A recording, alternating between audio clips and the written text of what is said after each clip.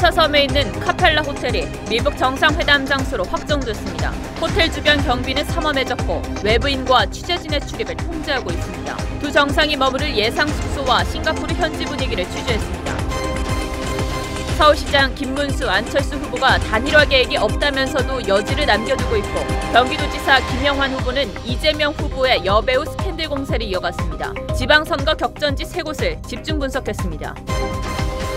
두바이의 부르주 칼리파 등 전 세계 초고층 빌딩을 오르는 프랑스 유명 암벽 등반가가 롯데월드타워 외벽을 무단으로 오르다 75층에서 경찰에 체포됐습니다.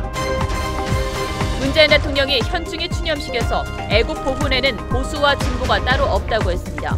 남북 관계가 개선되면 비무장지대의 유해 발굴을 우선적으로 추진하겠습니다. 배우 한지민 씨가 추모시를 낭독했고 이창욱과 주원 등 군복무 연예인들이 애국가 제창을 함께했습니다. 다음 달부터 주 52시간 근무제가 도입되지만 노동부는 세부 지침 없이 손을 놓고 있어 기업들이 혼란을 겪고 있습니다. 근로자들은 직종에 따른 여가 시간 양극화가 우려됩니다. 다른 일을 찾아서라도 일을 할 것 같습니다. 더 힘들죠. 주 52시간 근무제의 명암을 짚어봅니다.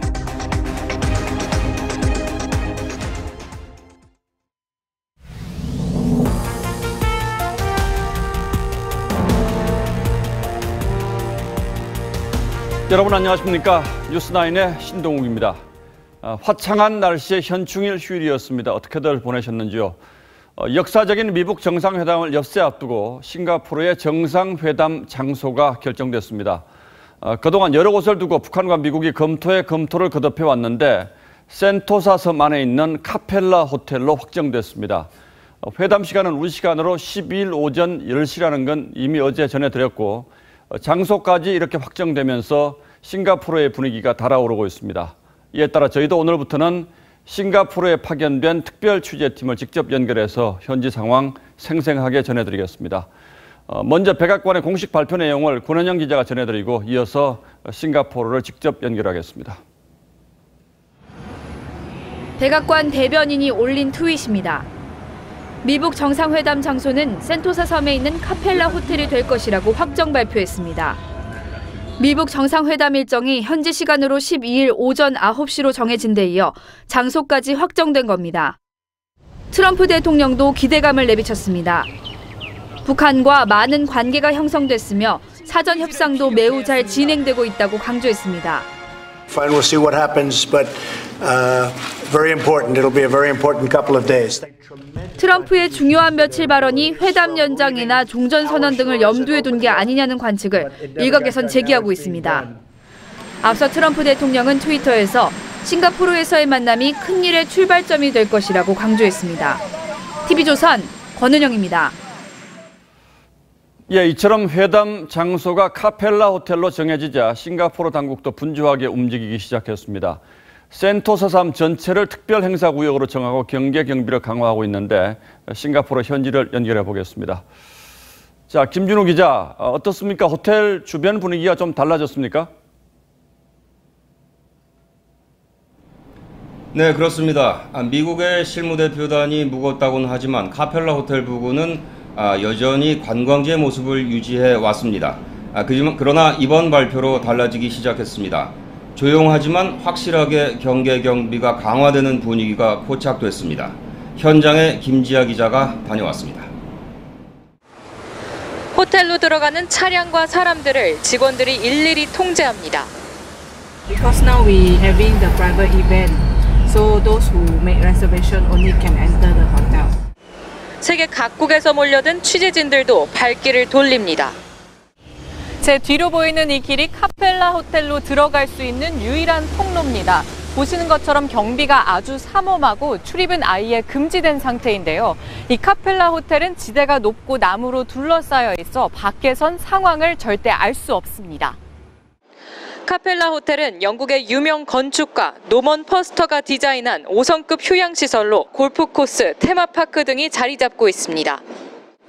센토사 섬 자체도 경호와 보안에 상당히 유리합니다. 싱가포르 본섬과 연결된 다리와 케이블카, 모노레일만 통제하면 외부와 차단됩니다. 싱가포르 정부는 오는 10일부터 14일까지 센토사 섬 주변을 특별 행사구역으로 지정해 해상을 통한 접근 가능성 등 만일의 사태에 대비하고 있습니다. 싱가포르 센토사 섬에서 TV조선 김자입니다.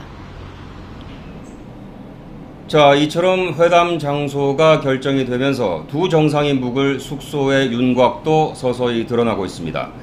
트럼프 대통령의 숙소는 샹그릴라 호텔이 유력, 김정은 위원장의 숙소는 플러톤 호텔과 세인트 레지스 호텔 가운데 한 곳으로 압축됐다는 분석입니다.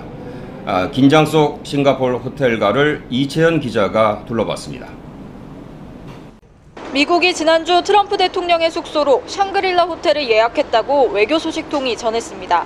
이 호텔은 중국과 대만 양안 회담과 아시아 안보회의 등 국제 행사 경험이 많고 경호에도 용이합니다.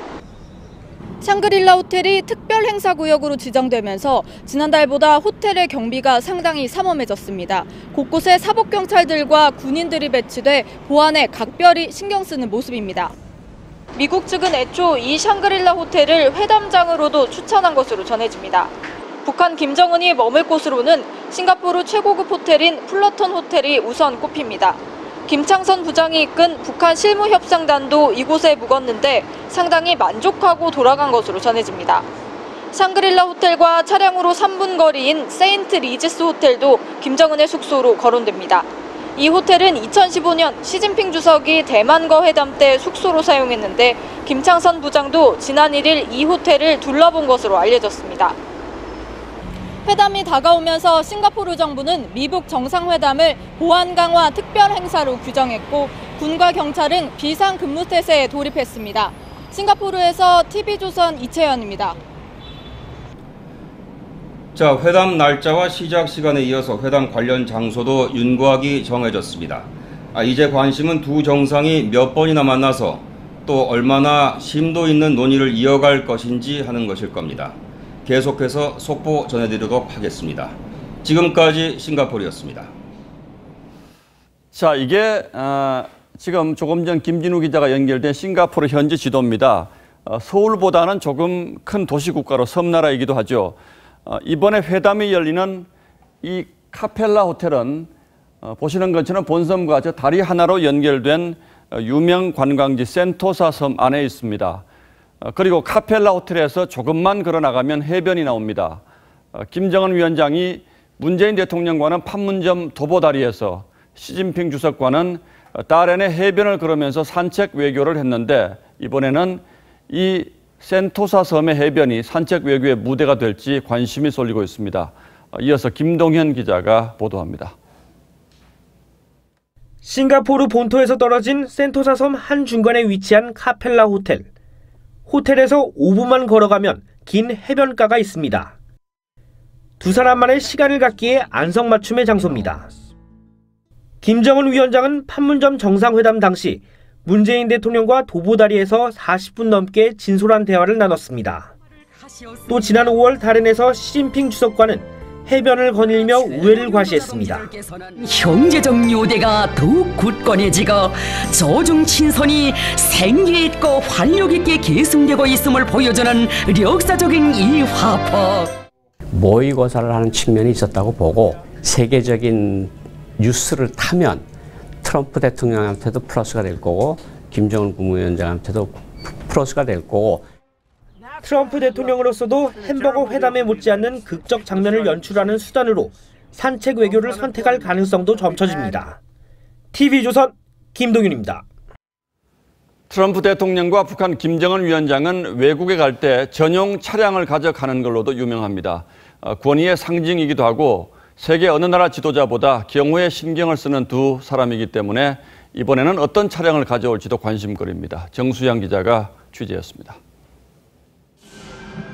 트럼프 미국 대통령을 실은 전용 차량 더 비스트가 전통 의장대의 경호를 받으며 청와대로 들어갑니다. 야수라는 이름답게 길이 5.5m, 무게 8톤의 육중한 덩치를 자랑합니다. 캐딜락 원 모델을 개조한 것으로 가격은 17억 원으로 추정됩니다. 미국 측은 대통령 전용 리무진을 싱가포르로 운반할 것으로 보입니다. 지난 4월 남북 정상회담 당시 경호원들에 둘러싸여 달려 화제가 된 김정은 위원장의 전용 벤츠. 수류탄으로도 뚫을 수 없는 방탄 차량으로 구형 모델이지만 가격은 10억 원대로 추정됩니다. 지난 5월 중국 다롄을 방문했을 때 수송기에 싣고 가서 사용하기도 했습니다. 하지만 중국보다 훨씬 거리가 먼 싱가포르에도 전용 차량을 가져갈지는 미지수입니다. 북한 측이 싱가포르 현지에서 차량을 임대할 거라는 관측도 나오고 있습니다. 싱가포르의 한 일간지는 싱가포르 정부가 4대의 차량을 도로교통법 적용 예외 대상으로 적용했다고 보도했습니다. 이들 차량은 속도 제한 등 교통법규 제한을 받지 않는 것으로 알려졌습니다. 미북 정상회담을 위해 싱가포르 당국이 마련한 차량이란 관측도 나옵니다. TV조선 정수양입니다.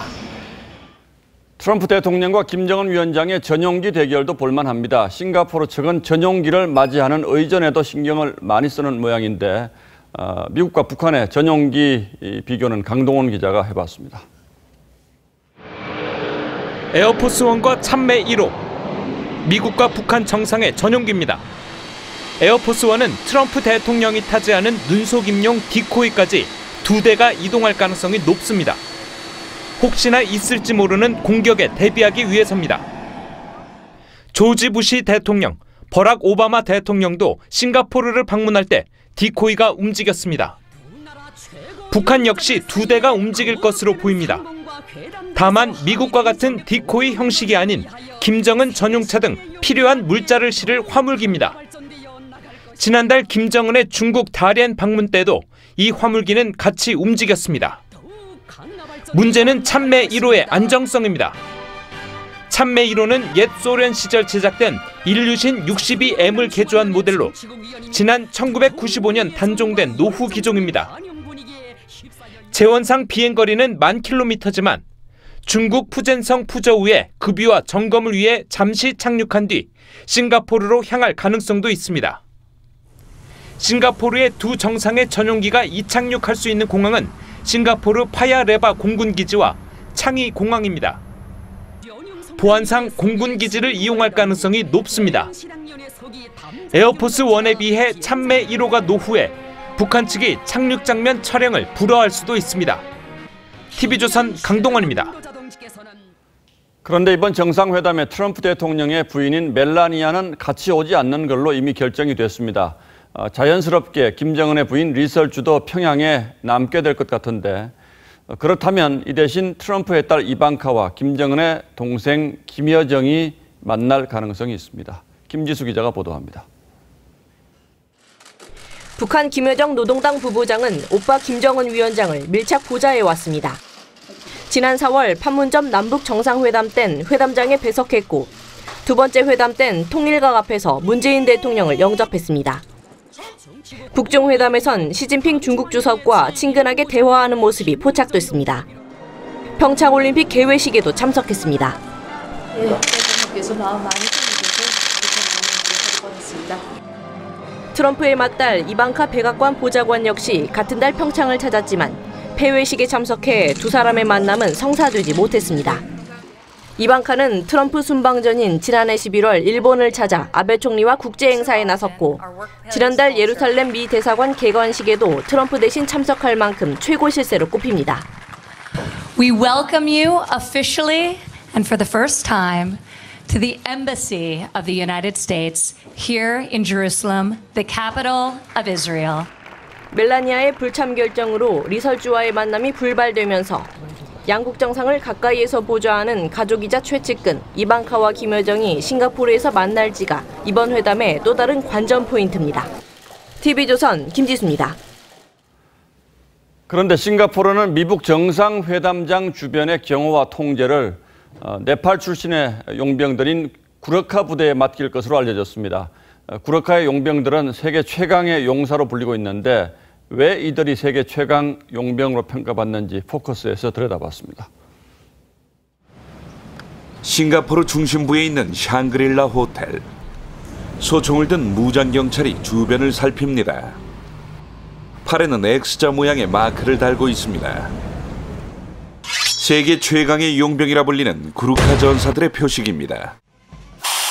1814년 영국이 네팔을 침공했을 때 소수인종인 구루카족은 단검을 들고 영국군에 맞섰습니다. 구루카 전사들의 용맹함에 매료된 영국은 아예 이들을 용병으로 고용했습니다. 무기를 손질하는 군인들. 동양인이지만 영국군에 소속돼 있는 이들이 바로 구루카 부대원들입니다. We have a very remarkable history serving with alongside with the British Army. 구루카 용병은 세계 1, 2차 대전과 한국 전쟁에도 파견돼 용맹을 떨쳤고 최근에도 각종 분쟁 지역에서 활약하고 있습니다. 한때 영국의 식민지였던 인도와 말레이시아, 싱가포르도 구루카 용병에게 치안을 맡겼습니다. 구루카 용병의 상징은 쿠크리라고 불리는 이 전통 단검입니다. 쿠크리의 위력을 실험한 영상입니다. 볕단과 나무 등이 단번에 잘려나갑니다. 구루카 용병은 첨단 무기 외에도 이 단검을 항상 몸에 지니고 다닙니다. 한 인도 매체에 실렸던 기사입니다.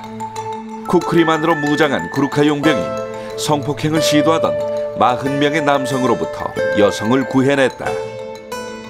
말로만 듣던 40대 1의 주인공, 바로 이 사람입니다. 전투력의 비결은 네팔 고산지대에서 얻어진 강한 심폐기능과 체력입니다. 구루카 용병 선발 시험 가운데 한 장면입니다. 25kg 모래를 짊어지고 산악지대 4.2km를 뛰어 올라가야 합니다. 영어와 수학 등 필기 시험은 물론 이런 악명 높은 체력 테스트를 통과해야 구루카 용병이 될 수 있습니다. 경쟁률은 수백 대 1에 달합니다. 과거 역사적으로 봤을 때는 전투를 많이 해왔고 게다가 이제 용맹함을 무장으로 하고 있기 때문에 근접전에서 상당히 높은 전투력을 발휘하는 걸 알려져 있어요. 싱가포르는 자국경찰 소속 구루카 용병들에게 미북 정상회담장 주변 경호와 통제를 맡길 계획이라고 합니다. 200년 넘게 펼쳐온 구루카 용병들의 용맹함. 세기의 만남에서도 그 유명세를 이어가기도 했습니다. 뉴스9 포커스였습니다.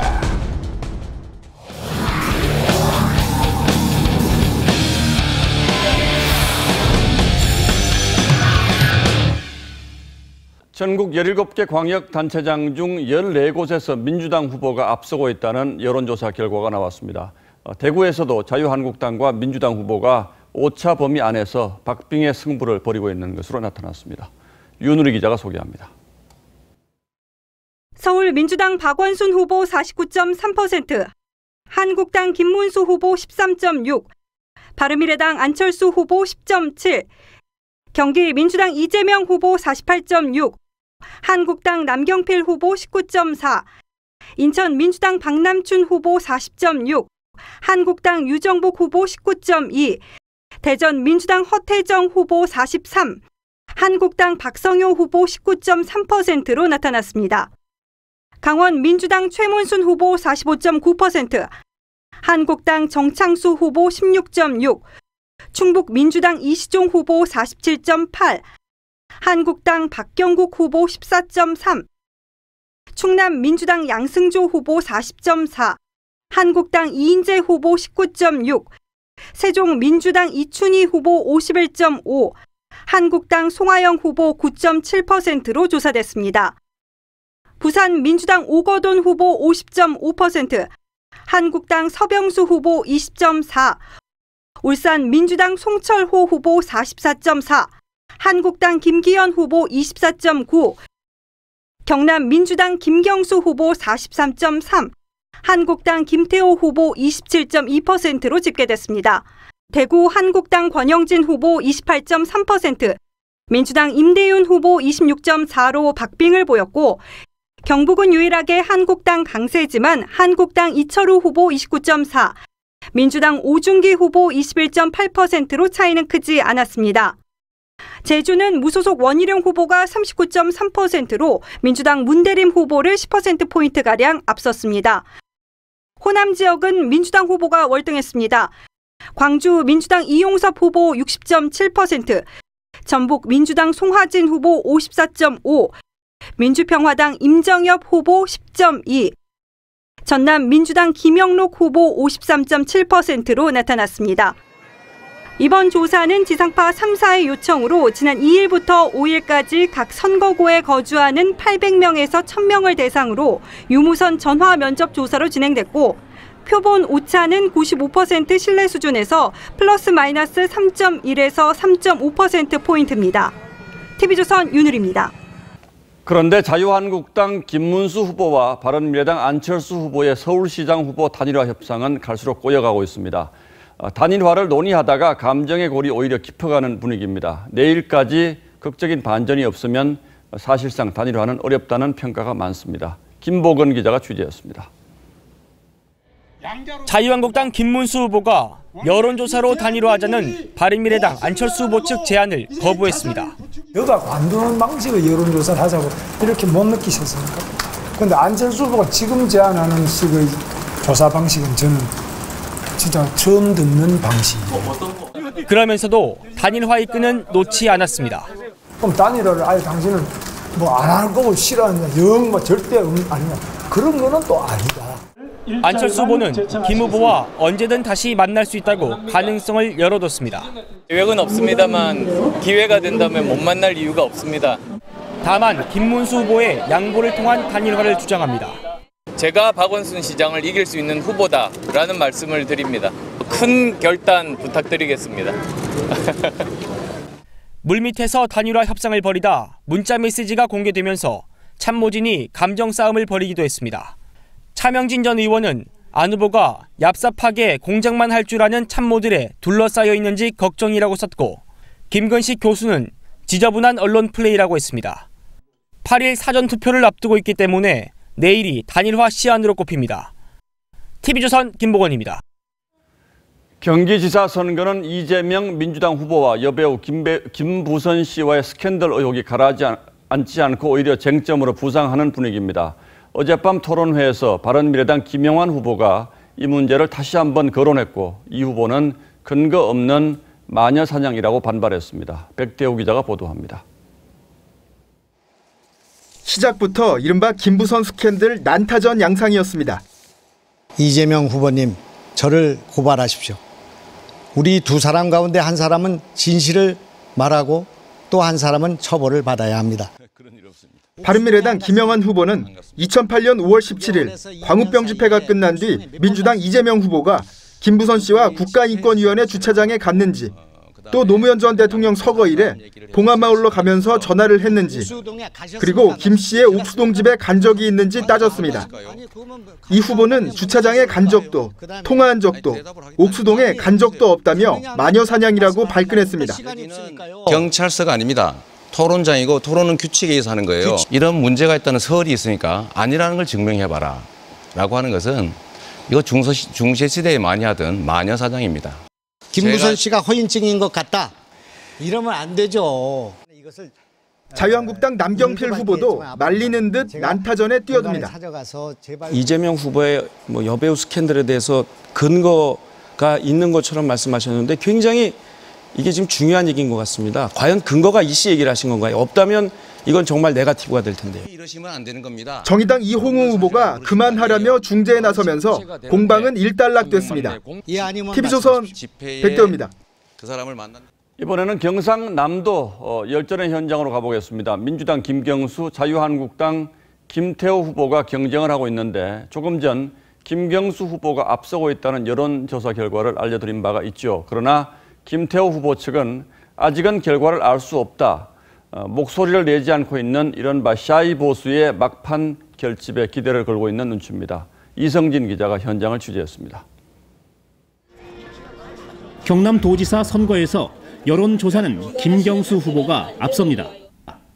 민주당 김경수 후보 47.9%, 한국당 김태호 후보 31.1%로 16.8%포인트 차이가 납니다. 더불어민주당 김경수 후보는 경제도지사, 힘있는 도지사를 내세우며 표를 호소합니다. 김경수 후보는 취약지로 분류된 거창과 함양 등 서부 경남을 집중 공략하며 굳히기 전략에 들어갔습니다. 대통령과 정부와 함께 할 수 있는 힘있는 여당 도지사가 경남과 경제를 살리겠다 이런 약속을 다시 한번 드립니다. 자유한국당 김태호 후보는 국정농단으로 떠난 민심을 잡기 위해 중앙당 지원을 받지 않고 홀로 선거운동을 하고 있습니다. 김 후보는 샤이 보수표가 결집한다면 뒤집기가 가능하다고 보고 있습니다. 이제 조금 아무리 미워도 그래도 경남을 지켜주시겠다는 그런 마음의 문이 열리신다는 것을 저는 잘 알고 있습니다. 드루킹 사건이 변수가 될지도 관심입니다.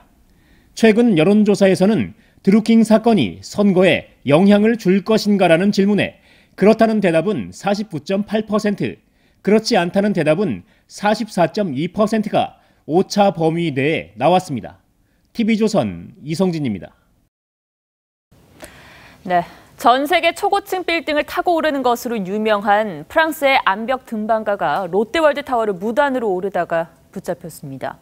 밧줄 하나 없이 맨손으로 75층까지 올랐는데 소방대와 회사 측은 만약의 사태에 대비하느라 애를 먹었습니다. 성민혁 기자입니다. 까마득한 높이 건물 외벽에 사람이 달라붙어 있습니다. 아무런 안전장비 없이 맨손으로 건물을 기어오릅니다. 프랑스인 알랭 로베르시가 일행과 작전을 짠 뒤 월드타워 무단 등반을 시작한 건 오전 8시쯤입니다. 외국인 2명이 보안근무자와 약간의 실갱이가 있었고요. 2명이 유인을 하고 로베르시는 3시간여 만에 123층의 절반이 넘는 75층까지 올랐습니다. 소방대원과 롯데 측 안전요원은 곤돌라를 타고 내려가 그만둘 것을 요구했습니다. 곤돌라에 실려 올라온 로베르시는 곧바로 경찰에 체포됐습니다. 건물주와 협의하지 않고 등반을 해 업무 방해 혐의가 적용됐습니다. 로베르시는 세계 최고층 부르즈 칼리파를 6시간 만에 정복하는 등 스파이더맨이란 별명으로 유명한 암벽 등반가입니다. 오늘은 미북 정상회담의 성공 개최를 기원하기 위해 벽을 탔다고 주장했습니다. South Korea is an amazing country. And now, as far as I've understood, I am under arrest. So, show must go on. 로베르시는 런던과 시드니, 쿠알라룸푸르 등에서도 초고층 빌딩을 무단 등반하다 체포된 전력이 있습니다. TV조선 성민혁입니다. 어젯밤 서울의 한 가정집에서 굉음과 함께 폭발 사고가 났습니다. 군경 폭발물 처리반까지 출동해서 수색을 벌였는데 사제폭탄 제조에 쓰이는 화학물질이 무더기로 발견됐습니다. 장혁수 기자가 보도합니다.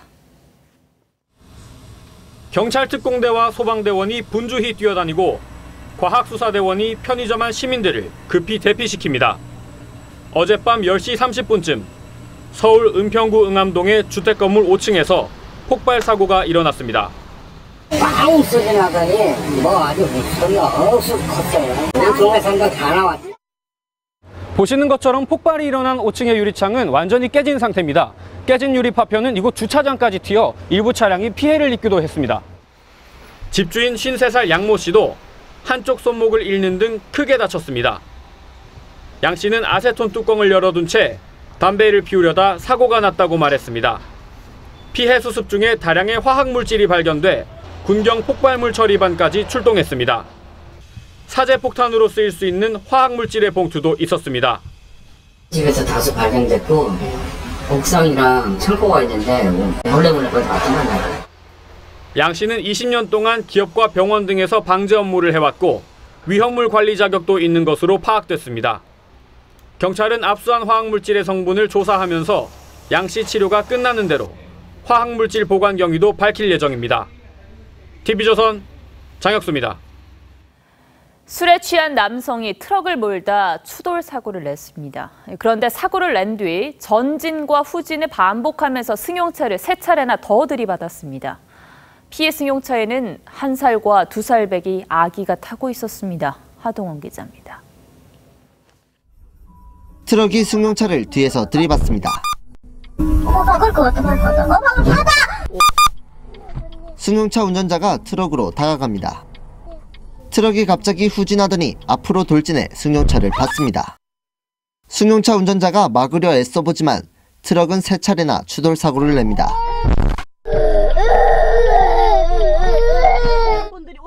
지난달 29일 부산의 한 도로에서 트럭을 몰던 55살 최모 씨가 30살 김모 씨의 승용차를 추돌했습니다. 사고 당시 승용차 안에는 김 씨의 아내와 1살과 2살 난 딸이 타고 있었습니다. 트럭 운전자 최 씨는 당시 혈중 알코올 농도가 면허 취소 수준인 0.206%였습니다. 제가 위험하다는 생각 못했고요. 애들, 뒤에 애들이 타고 있는데 뒤를 계속 받으니까.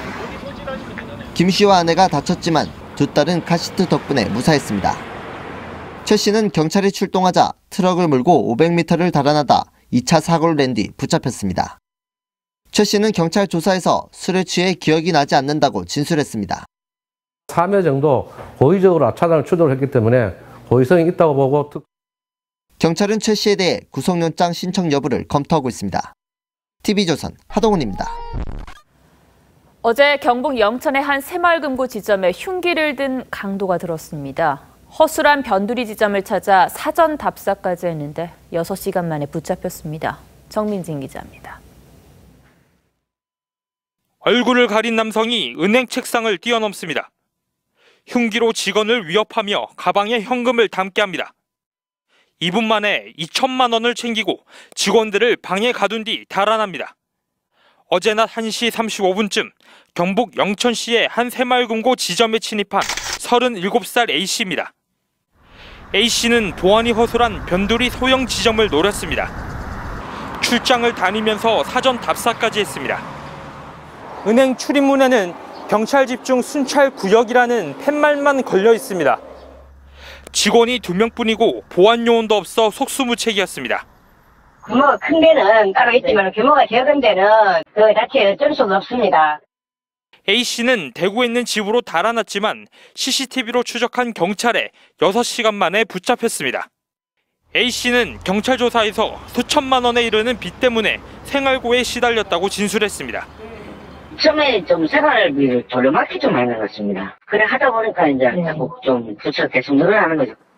경찰은 A씨 집에서 700만 원을 해소하고 나머지를 찾고 있습니다. 경찰은 A씨에 대해 구속영장을 신청했습니다. TV조선 정민진입니다. 오늘은 현충일입니다. 문재인 대통령은 현직 대통령으로는 처음으로 무연고 묘지를 찾아서 남북관계가 개선되면 비무장지대에 있는 유해부터 발굴하겠다고 말했습니다. 현충일 추념식에는 인기 연예인들이 대거 출연해서 눈길을 끌었습니다. 보도에 최지원 기자입니다. 문재인 대통령 내외가 현직 대통령으로는 처음으로 무연고 묘지를 찾아 참배했습니다. 무연고 묘지 모두 몇 분이나 됩니까? 저희로서는 확실한 통계는 없는데요. 여기가 이제 최초 82년도에 안장을 했습니다. 그러다 보니까 한 반 정도는 무연고가 아닌가 이렇게 생각합니다. 예. 1년에 한 번도 안 찾아오시는 분들. 문 대통령은 남북관계 개선 시 비무장지대 유해 발굴부터 우선 추진하겠다고 했습니다. 남북관계가 개선되면 비무장지대의 유해 발굴을 우선적으로 추진하겠습니다.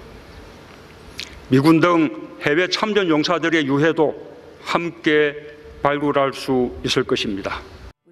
6.25 전쟁 당시 국군 전사자는 13만 7천 명이고 이 가운데 1만 명이 비무장지대에서 전사한 것으로 추정됩니다. 이번 추념식은 19년 만에 서울이 아닌 대전에서 치러졌습니다. 추미애, 홍준표 대표 등 여야 지도부와 오부 요인 등이 참석했습니다. 배우 한지민 씨가 추모 헌시를 낭독했고 분단과 분열의 어둠을 걷어내고 조금씩 더 희망으로 물들어가는 이 초록빛 나라에서 우리 모두 존재 자체로 초록빛 평화가 되게 하소서. 가수 최백호 씨와 록밴드 장미여관, 군복무 중인 배우 지창욱, 주원, 임시완 씨 등 유명 연예인들이 나와 현충의 노래를 불렀습니다. 최백호 씨가 부른 늙은 군인의 노래는 한때 군의 사기를 저하시킨다는 이유로 금지곡이었던 시절도 있습니다. TV조선 최지원입니다.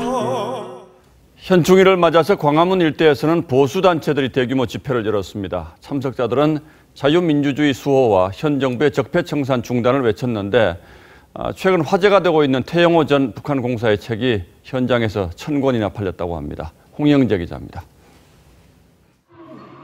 초대형 태극기에 태극기 우산, 태극기 머플러까지 현충일을 맞아 보수단체 태극기 물결이 서울 광화문 일대를 메웠습니다. 사사자! 사사자! 사사자! 참가자들은 호국 영령을 기리면서 정부의 대북 정책 기조를 비판했습니다. 남북 정상회담 하는데 여러분 저게 어떻게 정상회담입니까? 김정은의 정상입니까? 정부가 적폐청산 명분으로 정치 보복을 하고 있다고도 주장했습니다. 촛불혁명이란 말을 앞세우고 모든 것을 혁명적으로 정리하겠다고 합니다. 드루킹 사건에 대한 철저한 특검 수사를 촉구하는 구호도 등장했습니다. 태영호 전 영국 주재 북한 공사에 져서 배포 행사는 큰 인기를 끌었습니다. 한 보수단체가 준비한 태정공사책은 2시간 만에 1000권 모두 동났습니다. 오늘 광화문 두 곳에서 열린 집회엔 경찰 추산 11,000명이 참가했고 집회 뒤 청와대 앞 100m 지점까지 행진도 했습니다. TV조선 홍경재입니다. 예, 이른바 판사 블랙리스트 의혹에서 촉발된 사법행정권 남용 특별조사가 사법 파동으로 번지고 있습니다. 지금 스튜디오에 여상원 변호사가 나와 있습니다. 자, 어서 오십시오. 네, 안녕하세요. 자, 대법원 재판연구관도 지내셨고 또 오랫동안 판사 생활을 하셨기 때문에 저희가 궁금한 점을 몇 가지 좀 여쭤보겠습니다. 자, 처음에는 특별조사단이 형사처벌까지 갈 일은 아닌 것 같다 이렇게 얘기를 하지 않았습니까? 그런 거죠? 네. 그렇죠. 처음에는 형사처벌은 아니고 뭐 직권을 조금 사법행정권을 남용한 면은 있으나 이게 형사처벌 대상은 아니라고 이야기했는데 그 단독 판사들 그리고 배석 판사들이 그 전 양승태 전 대법원장 조사를 요구하면서 분위기가 지금 자꾸 이 좀 범죄 쪽으로 몰고 가고 있는 그런 느낌이 듭니다. 자, 그런데 어제 이제 문건 나온 8건을 먼저 공개를 하지 않았습니까? 네. 그런데 여기에 보면 뭐 VIP 보고서라는 것도 나오고 또 법원이 청와대와 재판을 조율하는 듯한 뉘앙스가 풍기는 문건들이 나왔는데 법원 행정처에서 원래 이런 문건들을 만드는 건가요? 어떻습니까? 말하자면 법원 행정처가 어떤 재판을 하는 기관 아니고요. 재판을 서포트하고 지원하고 그다음 대법원장의 어떤 방침을 행정적으로 뒷받침하는 기관입니다. 그러다 보니까 양승태 전 대법원장이 상고심 법원이라고 지금 많이 이제 국민들이 알고 계실 건데 이 상고심 법원을 수건 사업으로 해서 그걸 하기 위해서 대통령의 지원을 받아야 되거든요. 행정적, 예산적 뭐 여러 가지. 그걸 받기 위해서 대통령이 아마 그 마음에 드는 말을 하는 말씀 자료를 행정처에 했는데 행정처의 일이라고도 볼 수 있고 그거는 대법원장 비서실도 있지만 워낙 이거는 중요한 문제고 또 구체적으로 연구 조사가 필요하기 때문에 행정처가 뭐 할 수 없는 일은 아니다 그렇게 생각합니다. 자, 어쨌든 지금 뭐 형사처벌 문제도 있습니다만은 지금 대법원 앞에서 또 이제 천막농성이라는 게 벌어지는데 이게 사실상의 판결 불복이다 이렇게 받아들이시는 분들도 있는데 실제로 이 판결 불복이라는 것을 대법원이 받아들일 수가 있습니까? 재심이 가능한 일인가요, 이게? 재심이 가능하려면 민사소송법 또는 형사소송법에 정해진 재심 사유가 있어야 되는데요. 이 경우는 지금 말하는 거는 아마 판사가 어떤 권한을 남용해서 어떤 범죄에 연루돼서 판결 결과를 뒤집었다는 그런 주장이거든요. 그게 유죄 판결이 나와야 됩니다. 그래서 유죄 판결이 확정돼야지 그걸 사유로 이 판사가 어떤 뇌물을 받거나 아니면 뭐 직권 강요에 의해서 어쩔 수 없이 재판을 했거나 이게 나와야 되는데 지금 현재까지 나온 정황으로는 그런 거는 사실 있을 수도 없고요. 지금까지 나온 지금 그 특별조사단의 문건으로는 뭐 전 대법원장이 그렇게 청와대하고 어떤 그 뭐 딜이라고 요새 그러더라고요. 한다는 그거는 있지만 그게 바로 재판의 어떤 결론을 바꾸는 데 영향을 미쳤냐 이거는 아직 전혀 안 나오고 있기 때문에 지금 현재 상태는 재심 사유는 될 수 없다고 보입니다. 자, 그런데 김명수 대법원장이 지금 그 분위기를 좀 바꿔서 이렇게까지 가고 있는데 지금 어떻습니까? 김명수 대법원장 입장에서는 이런 정도 상황을 예상을 하고 이렇게 하는 겁니까? 뭘 의도하는 상황으로 보시는지요? 그 지금 어떤 분도 말씀하시는데 저는 약간 동의하진 않지만은 이게 예. 사법부의 적폐청산 문제 아니냐 예. 그렇게 말하는 분도 계시더라고요. 그러니까 이게 뚜렷한 어떤 범죄적 정황이 드러나고 나서 왜냐하면 사법부의 신뢰라는 게 나중에 말씀드리겠지만 아주 중요한 문제인데 이게 지금 이 사건 자체만으로 이게 범죄냐 아니냐를 떠나서 벌써 사법부의 지금 신뢰가 많이 흔들린 상황이거든요. 이걸 김명수 대법원장이 왜 모르겠습니까? 그렇지만 이걸 갖다 꺼내가지고 이전 양승태 전 대법원장과 그 행정처 여기가 그 어떤 적폐 세력이다. 예. 이런 데서 출발한 게 아닌가. 그러니까 김명수 대법원장이 이걸 모르고 했다면 그거는 한 사법부의 수장으로서는 안 되죠. 예. 자, 어쨌든 뭐 이 파동이 간단하게 끝날 것 같지는 않은데 지금 뭐 어떻게 해야 됩니까? 이거 지금 혹시 사법부에 오랫동안 계셨으니까 저도 어떻게 이걸 수습해야 될까요? 정말 안타까운 일이고요. 예. 우리가 신뢰를 쌓기는 참 힘든데 예. 쌓아진 신뢰는 한순간에 허물어집니다. 이 사건이 있죠. 어떤 결론이 나든 사법부의 신뢰는 이미 많이 무너져 버렸습니다. 예.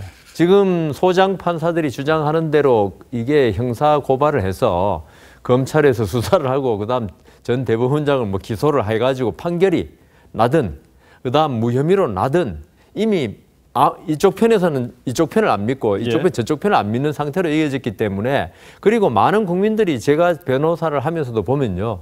판결을 신뢰를 지면 신뢰를 안 해요. 예.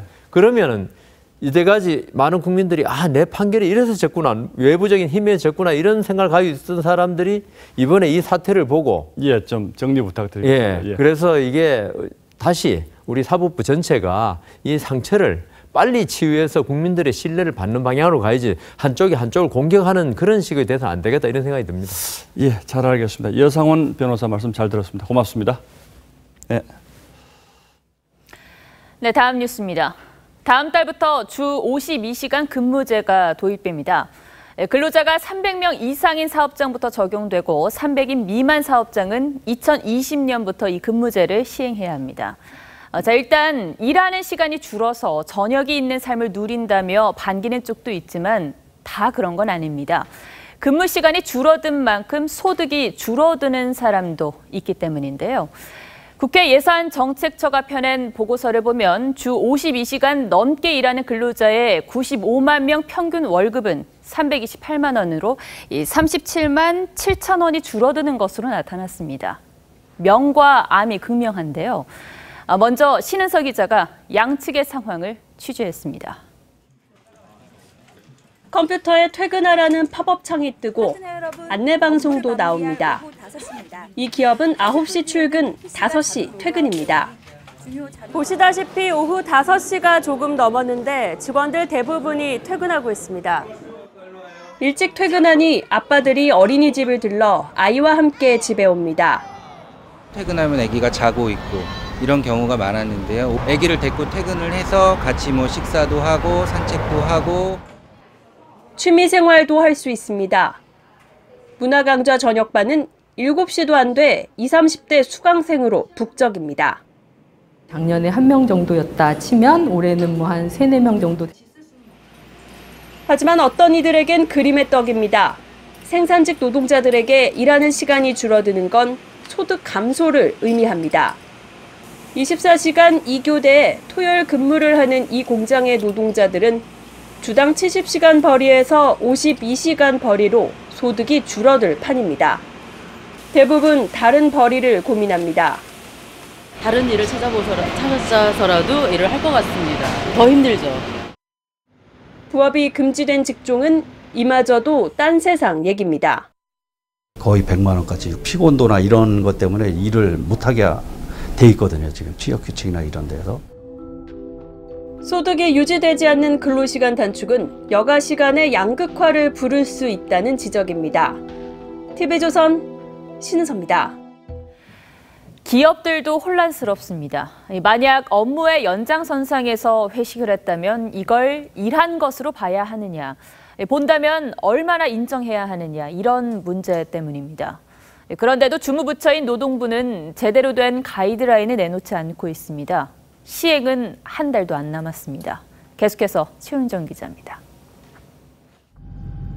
기업들은 어디까지를 근무로 볼지 아직도 갈피를 잡지 못합니다. 업체랑 이렇게 만나가지고 다과 같은 걸 하면서 이야기를 하는 시간도 분명 이제 업무와 관련된 성격을 띠고 있는데 고용노동부는 제대로 된 가이드라인이 없습니다. 업무의 연속이라면 포함시킬 수 있다는 애매모호한 말만 합니다. 사용자의 지휘 감독이 있었고 이러면은 사업장 밖에서 이루어진 행위를 하더라도 근로시간이 안 될 이유가 없는 거죠. 이 때문에 거래처와의 저녁 약속을 아예 잡지 말라는 등 기업마다 제각각입니다. 제가 어제 거래처를 만나서 12시까지 저녁을 먹었다. 그러면 2시간, 3시간 정도를 그냥 추가 근무한 걸로 인정을 한다든지. 회식은 포함되는지 헷갈립니다. 구체적으로 이 지침으로 받은 거는 없습니다. 그래서 어떻게 할지 디테일까지 정해져 있거나 이러진 않은 그런 상황이라고 합니다. 특정 날짜에 야근을 해야 할 직종은 지금으로선 달리 묘수가 없습니다. 그 업종에서 통상적으로 요구되는 어떤 업무 방식이 있을 수 있잖아요. 네. 국민적인 합의나 내지는 법감정이 좀 이루어져야 되는 건데 고용노동부는 다음 주쯤 주 52시간 근무제와 관련한 대략적인 설명 자료를 내놓겠다고 밝혔습니다. TV조선 최윤정입니다. 네, 우리 축구대표팀 수비진의 중심 장현수 선수가 부상에서 돌아왔습니다. 대표팀은 내일 볼리비아와의 평가전을 앞두고 안정된 수비를 자신했습니다. 오스트리아 현지에서 박상준 기자가 보도합니다. 대표팀 공격수 김신욱과 수비수 오반석이 몸을 부딪히는 실전 같은 몸싸움을 펼칩니다. 1대1로 짝을 이룬 선수들은 볼 경합 과정을 수차례 반복했습니다. 우리 선수들보다 체격이 큰 1차전 상대 스웨덴을 대비한 몸싸움 훈련입니다. 비공개였던 오후 훈련에서는 수비 조직력을 마쳤습니다. 수비 뒷공간이 무너져 3골이나 내줬던 보스니아전을 되풀이하지 않기 위해 수비 훈련에 많은 시간을 할애했습니다. 신태용 감독은 경기장에 나설 주전 11명을 90% 이상 확정했다고 밝혔습니다. 수비진은 부상에서 회복한 장현수를 중심으로 포백과 쓰리백을 함께 운영합니다. 수비수도 어떻게 할 것이라는 것은 윤곽이 드러났기 때문에 선발로 나갈 수 있는 선수들을 중점적으로 경기를 뛰면서 부상에서 회복한 장현수는 팀의 구심점이 될 것으로 기대됩니다. 너무 순하게 볼을 차지 않았나 그렇게 생각을 하고 있기 때문에 스웨덴전에서는 저희가 그렇게 쉽게 상대 공격수한테 제압당하는 일이 없도록 최선을 다하겠습니다. 신태용 감독은 내일 볼리비아와의 평가전에 정예 멤버를 가동해 분위기 반전에 나섭니다. 무기력했던 우리 수비 조직력이 볼리비아를 상대로 합격점을 받을 수 있을지 관심이 쏠립니다. 오스트리아 레오강에서 TV조선 박상준입니다.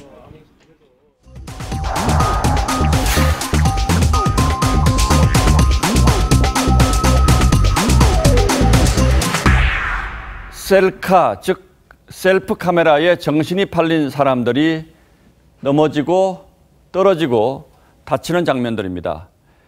요즘 인류가 푹 빠져 있는 재미 가운데 하나가 바로 셀카를 찍어서 SNS에 올리는 겁니다. 그래서 셀카 찍는 인간, 호모 셀피쿠스라는 말까지 나왔죠. 그런데 아무리 셀카가 좋아도 삼가야 할 때와 장소가 있습니다. 지난해 불타는 런던의 서민 아파트를 배경으로 사진을 찍는 사람입니다. 그래서 타고 남은 아파트엔 이런 경고문이 내걸렸습니다. 여기는 관광지가 아닙니다. 셀카 찍지 마세요. 애도는커녕 참혹한 현장 앞에서 셀카 찍는 사람들을 보다 못해 이웃 주민들이 붙인 경고문입니다. 심지어 모든 승객이 산소 마스크를 쓴 채 비상 착륙하는 비행기 안에서도 활주로 한쪽에 처박힌 비행기 앞에서도 저렇게 사람들은 셀카를 찍습니다. 브라질 경찰들은 검거한 마약 조직 두목과 함께 웃으며 찍은 셀카를 SNS에 올려 분노를 산 일도 있습니다. 그리고 며칠 전 공개된 이 사진은 갈 때까지 간 우리 사회의 셀카 병리 현상의 결정판이라고 할 수 있습니다. 이탈리아의 한 철도역, 열차에 지인 할머니를 응급처치하는 그야말로 삶과 죽음이 교차하는 긴박한 순간을 배경으로 한 남자가 이렇게 셀카를 찍습니다. 그것도 승리의 V 사인을 그리면서 말이죠. 이 남자를 찍은 사진작가는 이렇게 한탄했습니다. 전혀 예상치 못한 야만성, 비극 앞에서 셀카 찍기. 우리는 도덕성을 완전히 잃어가고 있다고. 언론도 인터넷에서 자라난 암, 영혼과 인격을 망각한 로봇이라고 했습니다. 심리학자들은 때와 장소를 가리지 않는 셀카가 부족한 자신감의 반영이라고 봅니다. 내가 바로 거기에 있었다는 존재 증명을 끊임없이 하면서 사이버 세상에서 인정받고 싶어 한다는 겁니다. 하지만 타인의 영혼에 상처를 남기는 그런 셀카에 담긴 것은 섬처럼 파편처럼 하나씩 흩어져 사는 사람들의 쓸쓸한 뿐입니다. 허망한 자기의 SNS 나르시시즘이죠. 이러다가 금연구역처럼 셀카 금지구역이 생길지도 모를 일입니다. 6월 6일 앵커의 시선은 셀카의 욕망이었습니다.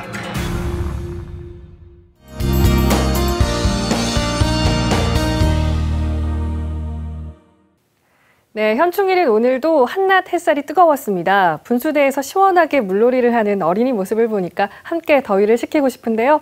내일도 불볕더위가 이어집니다. 또 경북 지역을 중심으로는 폭염주의보가 내려진 만큼 건강관리에도 신경 쓰셔야겠습니다. 토요일까지도 이 더위는 계속될 것으로 전망되고요. 일요일 전국에 비가 지나면서 기온이 좀 내려가겠습니다.